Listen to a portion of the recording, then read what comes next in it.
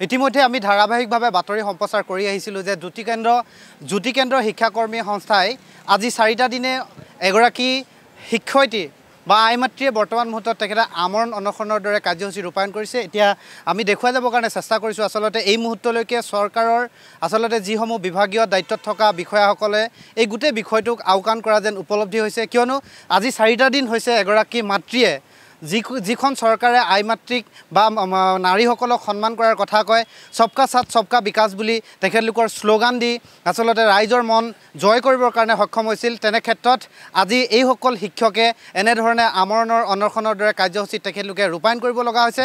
আজি 4টা দিন অতিক্ৰম কৰিলে। আজি 4টা দিন অতিক্ৰম কৰাৰ পিছতো কিন্তু মুখ্যমন্ত্ৰী হিমন্ত বিশ্ব শৰ্মাৰ চৰকাৰে আচলতে এইসমূহ শিক্ষকক কোনো ধৰণৰ গুৰুত্ব আৰোপ কৰা নাই, যাৰ পৰিপ্ৰেক্ষিতত ইতিমধ্যে আমি আচলতে ক'বলৈ দুখ লাগে যে সচল ধৰ্ণাস্থলীত যিহেতু অসম চৰকাৰে এই গোটেই স্থানটোক যিহেতু ইয়াত প্ৰতিবাদ কৰিবৰ কাৰণে নিৰ্ধাৰিত স্থান হিচাপে ইয়াত তেখেতলোকে নিৰ্বাচন কৰি দিছে, কিন্তু নিৰ্বাচন কৰি দিয়াৰ পিছত কৰিলে কি হ'ব? ইয়াত না খোৱা পানীৰ ব্যৱস্থা আছে, না লেট্ৰিনৰ কিবা ব্যৱস্থা আছে, না এই মুহূৰ্তত যদি আপোনালোকে কয় আমি যদি চাৰিওফালে যদি চাওঁ ইয়াত এখন এম্বুলেন্সৰ ব্যৱস্থা নাই, য'ত ডক্টৰ থাকিব লাগিছিল, য'ত এম্বুলেন্স থাকিব লাগিছিল, কিন্তু এই মুহূৰ্তত আমাৰ চকুত, আমাৰ দৃষ্টিত, আমাৰ কেমেৰাত কিন্তু দেখিবলৈ পোৱা নাই। আজি 4টা দিন অতিক্ৰম কৰিছে। তেখেতলোকে চৰকাৰৰ সৈতে আলোচনা কৰিবৰ কাৰণে আচলতে বিভাগে তেখেতলোকক মাতিছিল বুলি তেখেতলোকক কৈছে। এই মুহূৰ্তত 4টা দিনত অতিক্ৰম কৰিছে। দুৰ্বল হৈ পৰিছে এগৰাকী আইমাতৃ, যিগৰাকী আচলতে চৰকাৰে আচলতে যেনেধৰণে কথা কয়, যেনেধৰণে আচলতে সাংবাদিকৰ আগত, টিভিৰ আগত খুব সুন্দৰ সুন্দৰ কথা কয়, কিন্তু এইসকল শিক্ষকক কেতিয়া সেই মৰ্যাদা দিব?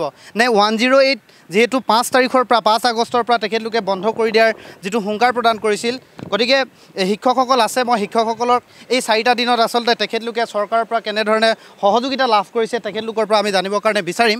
এই মুহূৰ্তত প্ৰখৰ গৰম, আজি আপোনালোকৰ ইমান প্ৰখৰ ৰ'দত আপোনালোকে এগৰাকী মাতৃয়ে আচলতে এনেধৰণে ঢলি পৰিব লগা হৈছে। এই মুহূৰ্তত এখন এম্বুলেন্স আমাৰ দৃষ্টিত পৰা নাই। গোটেই বিষয়টো আপোনালোকে এই 4টা দিনৰ কেনেধৰণে চৰকাৰৰ পৰা সহযোগিতাটো লাভ কৰিছে? চাওক, এক কথাত ক'ব গ'লে চৰকাৰৰ ফালৰ পৰা ইয়াত ফেচিলিটি জিৰ'। আজি মোৰো স্বাস্থ্যৰ অৱনতি ঘটিছে, কথা ক'ব পৰা নাই। তেখেতেতো আপোনাৰ 4 দিন হ'ল। এগৰাকী বাইদেৱে আমাৰ সভানেত্ৰী বাইদেউ আমৰণ অনশনত বহিছে, বাকী আমি ছাপৰ্টিং হিচাপত। কিন্তু বাকী মানুহ এগৰাকী অনশনত বহি আছে, তেওঁলোকে কেনেকৈ খাদ্য গ্ৰহণ কৰিব? নহয়, ইয়াত যিখিনি ধৰ্ণাথলী বুলি চৰকাৰৰ যিখিনি নিম্নতম সুবিধাখিনি থাকিব লাগে ইয়াত জিৰ'। ইয়াত কোনো ধৰণৰ সুবিধা নাই।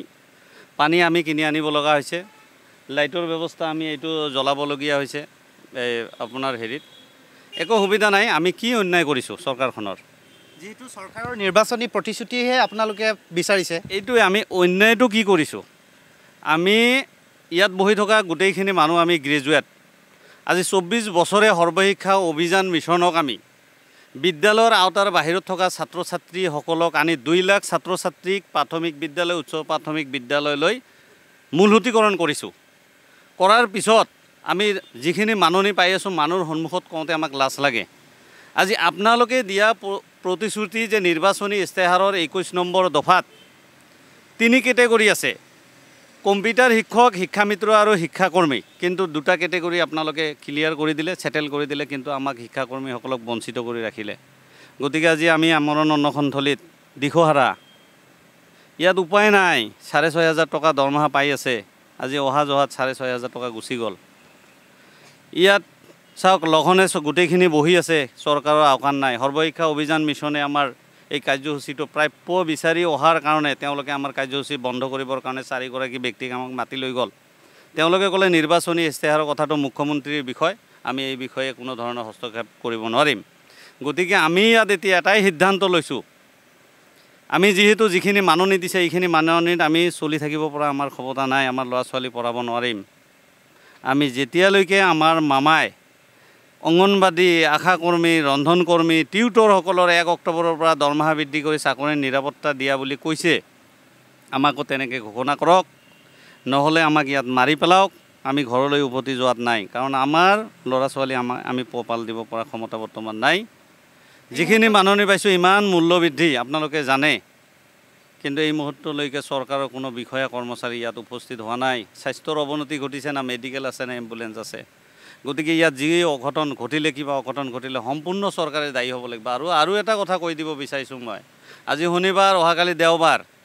আমাৰ যেতিয়া বিদ্যালয় 1 তাৰিখৰ পৰা খুলিব তেতিয়া তাৰ আগতে আমি বাচ্চাবিলাকৰ ঘৰে ঘৰে গৈ হোম ভিজিট কৰিব লাগিব কিন্তু আমি হোম ভিজিট কৰিব যাব পৰা নাই যেতিয়া আমি যাব নোৱাৰিম সোমবাৰে কিজানি আমাৰ ছাত্ৰ ছাত্ৰীসকলে ইয়ালৈ ঢাপলি মেলিব তেতিয়া কিন্তু পৰিস্থিতি জটিল হৈ উঠিব তেতিয়া কিন্তু চৰকাৰে আমাক দোষাৰোপ কৰিব নোৱাৰে গতিকে যি সিদ্ধান্ত ল'ব লগা আছে যিটো সিদ্ধান্ত ল'ব চৰকাৰে মামাই যিটো সিদ্ধান্ত ল'ব ইয়েছ অৰ ন দিব পাৰিম নোৱাৰিম সোনকালে কৰি দিয়ক আৰু যদি দিব নোৱাৰে নিৰ্বাচনী ইস্তেহাৰত কিয় উল্লেখ কৰিছে আমিতো আপোনালোকৰ পৰা বিচৰা নাই আপোনালোকৰ আলোচনা মৰ্মে সচিবালয়ত হোৱা ৰঞ্জিত দাস ডাঙৰীয়াৰ আলোচনা মৰ্মে বিজেপিৰ সভাপতি আছিল প্ৰাক্তন মন্ত্ৰী এতিয়া মন্ত্ৰী হৈ আছে তেখেতৰ দিনত এইটো আলোচনা মৰ্মে নিৰ্বাচনী ইস্তেহাৰত আনিছিল গতিকে এইটো কিয় কাৰ্যকৰী কৰা নাই আমি কিবা অপৰাধ কৰিছোঁ নেকি গতিকে মাননীয় সন্মানীয় মুখ্যমন্ত্ৰী মহোদয় বিভিন্ন কাম কাজ কৰি আছে সকলোকে দিছে কিন্তু আমাক কিয় বঞ্চিত কৰিছে কিবা এটা ব্যৱস্থা কৰক আজিৰ দিনৰ ভিতৰত আমাৰ সম্পূৰ্ণ মানুহ গোটেইখিনিৰে স্বাস্থ্যৰ অৱনতি ঘটিব বুলি ক'লে ভুল নহ'ব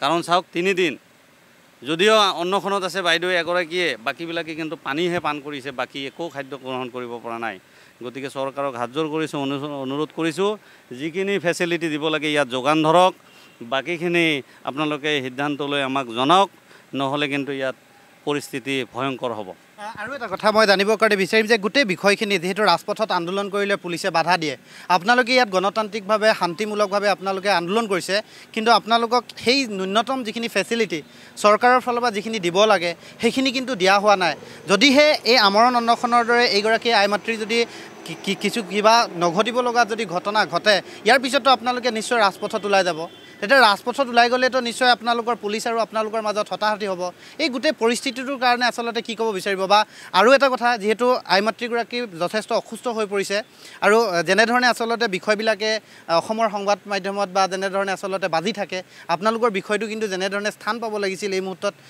দেখা নাই বা এনেকুৱা ধৰণৰ ক'ৰবাত আপোনালোকৰ বিষয়খিনি ক'ৰবাত স্থান পোৱা নাই বুলি আপোনালোকে অনুভৱ কৰে নেকি চাওক স্থান পোৱা দায়িত্বটো আপোনালোকৰ সংবাদ মাধ্যম আৰু ইয়াত বিভিন্ন ইণ্টেলিজেণ্ট ব্ৰাঞ্চ আছে তেওঁলোকে চৰকাৰক অৱগত কৰিব লাগিব আজি আমাৰ আই মাতৃগৰাকী ইয়াত আমৰণ অন্নখন কৰি আছে আজি যেতিয়া তেখেতে চেঞ্চলেছ হৈ যাব যেতিয়া তেখেতৰ স্বাস্থ্যৰ অৱনতি ঘটিছে বাকীবিলাকৰ গতিকে আমাৰ ল'ৰা ছোৱালী আহিব তেখেতৰ দুজনী ল'ৰা এজন ছোৱালী এজনী আছে গতিকে তেখেতৰ আহিব লগতে তেওঁৰ যিখিনি কেন্দ্ৰৰ বাচ্চা আছে ছাত্ৰ ছাত্ৰী আছে out of school children collect কৰি আনিছে মাতৃ হিচাপত গাৰ্জিয়ান হিচাপত গৈ পেলাই কালেক্ট কৰি আনিছে এইখিনি বাচ্চা ল'ৰা ছোৱালীয়েও ইয়াত আহিব গতিকে পৰিস্থিতিটো ভয়ংকৰ কৰাতকৈ চৰকাৰে এটা অনতিপলমে ব্যৱস্থা গ্ৰহণ কৰিব লাগে এই দেওবাৰ আৰু শনিবাৰ আৰু দেওবাৰে টাইম দিছোঁ সোমবাৰত আপোনালোকে ইয়াত চাব আমাক বিচাৰি আমাৰ ল'ৰা ছোৱালী নিজৰ ল'ৰা ছোৱালী আৰু কেন্দ্ৰৰ ল'ৰা ছোৱালী ইয়াত উপস্থিত আহিব আৰু ল'ৰা ছোৱালীক বিচাৰি আকৌ অভিভাৱকো ইয়াত উপস্থিত হ'ব এইখিনি কথা কিন্তু মই স্পষ্টকৈ কৰি দিছোঁ আৰু যিখিনি সুবিধা অনতিপলমে 1 ঘণ্টাৰ ভিতৰত চৰকাৰক ইয়াত মই জনাই দিছোঁ 1 ঘণ্টাৰ ভিতৰত পানীৰ ফেচিলিটি কৰক 1 ঘণ্টাৰ ভিতৰত ইয়াত আপোনাৰ লাইটৰ ফেচিলিটি দিয়ক যিখিনি ধৰ্ণাথলী এটা চৰকাৰে নিৰ্ধাৰণ কৰি দিছে এই ধৰ্ণাথলীত সম্পূৰ্ণ ফেচিলিটি থাকিব লাগিব আমাৰ ইয়াত গোটেইখিনি মহিলা এতিয়া বাথৰুমটো চাফা কৰিব হ'লে আমি মানুহ লগাবলগীয়া হৈছে পানীটো ল'বলৈ হ'লে পানীটো থোৱাৰ কাৰণে ড্ৰাম এটা আমি আনিবলগীয়া হৈছে কিহৰ কাৰণে তাৰমানে অত্যাচাৰ চলোৱা হৈছে নেকি আমি কিবা অন্যায় কৰিছোঁ নেকি গতিকে ইয়াত যিখিনি সুবিধা দিব লাগে সুবিধা দিয়ক বাকীখিনি যিখিনি আমাৰ প্ৰাপ্য দিয়ক নহ'লে কিন্তু ইয়াত পৰিস্থিতি কিন্তু ভয়ংকৰ হ'ব মই ধন্যবাদ জনাইছোঁ আনপিনে মই আপোনাৰ পৰা জানিবৰ কাৰণে বিচাৰিম যিহেতু আপুনি ক'ৰ পৰা আহিছে আৰু আজি ইয়াত 4টা দিনে আপোনালোকে এই অনশনস্থলীত আপোনালোকে গণতান্ত্ৰিকভাৱে আন্দোলন কৰি আছে আপোনালোকৰে এগৰাকী সতীৰ্থ সভানেত্ৰী বৰ্তমান মুহূৰ্তত অসুস্থ কিন্তু তাৰ পিছতো কিন্তু চৰকাৰৰ বিভাগীয় কৰ্তৃপক্ষৰ এই মুহূৰ্তলৈকে গাৰ নো মেডালো যেন লৰা নাই এনে অনুভৱ হৈছে গোটেই আজি 4টা দিনত আপোনালোকে চৰকাৰৰ ফালৰ পৰা বিভাগীয় কৰ্তৃপক্ষৰ ফালৰ পৰা কি সঁহাৰি পাইছে আৰু নে আপোনালোকক মৃত্যুৰ মুখলৈকে ঠেলি দিবৰ কাৰণে তেখেতলোকে কুণ্ঠাবোধ কৰা নাই বুলি ভাবে চাওক আজি এই 4 দিনে এই মানুহখিনিয়ে যি কষ্ট খাই আছে মানে দেখিছে সেইগৰাকী তেখেত আছে তেখেতৰ লগতে আৰু যদি যায় গোটেইখিনিয়ে যদি হয় সেই তাৰ কাৰণে দোষী কোন হ'ব চৰকাৰে হ'ব হয় নহয় গতিকে চৰকাৰ এখন গণতান্ত্ৰিক দেশত আজি আমি নগণ্য নিচিনা হৈছোঁ তাৰমানে আমাৰ যেন কোনো কাম নাই তেনেকুৱা ধৰণৰ হৈছে এনেকৈ ধৰ্ণা দি আৰু ধৰ্ণাস্থলীটো যিখিনি সুবিধা পাব লাগে আমিতো একো সুবিধা পোৱা নাই আমাৰ যিটো মাননী সেই মাননীয়ে আমি অলপ কিবা মানে দি পেলাই আমি আমাৰ সুবিধাখিনি নিজে লৈছোঁ। গতিকে চৰকাৰে সেইখিনি অকণমান আমাক সুবিধা দিলেও ভাল হয়। আৰু চৰকাৰৰ এই ক্ষেত্ৰত যে ইমান অৱহেলা, তাৰ কাৰণে অলপ দুখো লাগিছে। দুখ লাগিছে কিয় আমি অসমৰ কোনো নহয় নেকি? আমি অসমৰ মানে আমিওতো ভোট দি তেখেতসকলক ভোট দি জয়যুক্ত কৰিছোঁ, হয় নহয়? তেখেতসকলে আমাৰ কাৰণে অকণমান নাভাবিলে কোনে ভাবিব? আৰু বিজেপি আচলতে কয় সবকা সাথ সবকা বিকাশ, আচলতে সকলো লগতে বিকাশ হৈছে, অৰুণোদয় দিছে, এনেকুৱা ধৰণৰ বহুখিনি ফুকদাং মাৰি কথা কয়। কিন্তু বাস্তৱ ক্ষেত্ৰখনত আপোনালোকক দিয়া প্ৰতিশ্ৰুতি বা আপোনালোকৰ আজি যে এনেধৰণৰ এটা অৱস্থালৈকে আপোনালোকক ঠেলি দিছে, ইয়াৰ কাৰণে মূলতঃ কি ইছ্যু আছে বুলি ভাবে? যে কি কাৰণত আপোনালোকক এনেধৰণে তিলকৈ আপোনালোকক এনেধৰণে মৃত্যুমুখলৈ এগৰাকী আই মাতৃক ঠেলি দিয়া হৈছে?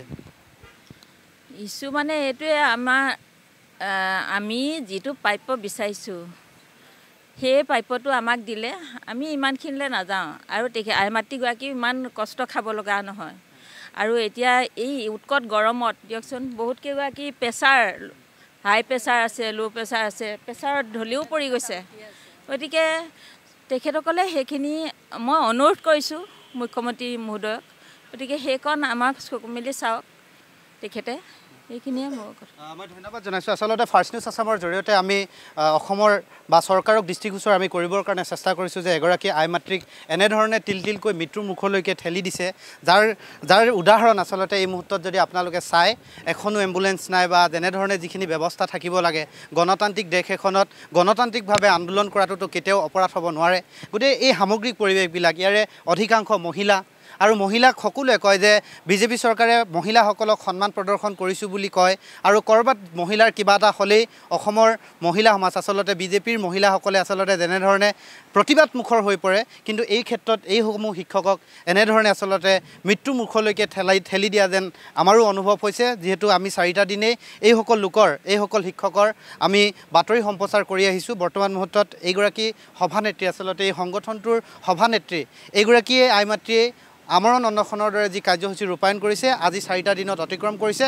ইয়াৰ পিছতো আচলতে অসমবাসী ৰাইজক আমি দেখুৱাইছোঁ যে সঁচাকৈ মুখ্যমন্ত্ৰী হিমন্ত বিশ্ব শৰ্মা চৰকাৰে শিক্ষকসকলক গুৰুত্ব প্ৰদান কৰে নে নকৰে, বা যিখিনি ন্যূনতম সুবিধা, এম্বুলেঞ্চৰ সেৱা, লেট্ৰিন কৰা, বা আজি পানীৰ সেৱা, বা আজি কাৰেণ্টৰ বিজুলীৰ সেৱা, যিসমূহ লোকে আচলতে তেওঁলোকে মাত্ৰ 6,000 টকা দৰমহা পায়, কিন্তু আজি আই মাতৃসকলে বা এইসকল শিক্ষক-শিক্ষয়িত্ৰীসকলে তেওঁলোকৰ সেই ন্যূনতম টকাৰে আচলতে নিজৰ ব্যৱস্থাখিনি কৰি লৈছোঁ বুলিও উল্লেখ কৰিছে। আমি অসমবাসী ৰাইজক তেখেতলোকৰ এই মনৰ কথাকেইটা আমি আমাৰ এই অনুষ্ঠানৰ জৰিয়তে আমি জনাবৰ কাৰণে চেষ্টা কৰিলোঁ।